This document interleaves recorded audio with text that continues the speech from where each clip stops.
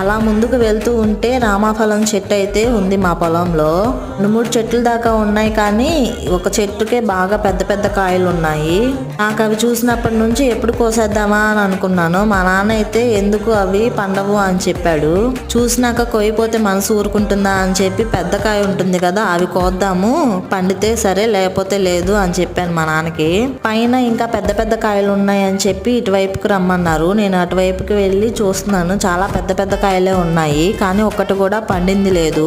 సరేలే అని చెప్పి పెద్ద పెద్ద కాయలు ఒక 3 కాయలు అయితే కొయ్యమన్నాను. ఈ పెద్ద పెద్ద కాయలను అయితే కోసుకొని బ్యాగ్ లో పెట్టేసుకున్నాను. సీతాఫలానికి ఉన్నట్టే విత్తనాలు ఇందులో కూడా అలాగే ఉంటాయి, గుజ్జు విత్తనాలు, కాకపోతే కొంచెం టేస్ట్ డిఫరెంట్ గా ఉంటుంది. కోసిన కాయల్ని ఇంటికి జాగ్రత్తగా తీసుకెళ్లి బియ్యం మూటలో పెట్టాను, సీతాఫలం కాయలాగా పండుతుందేమో అని.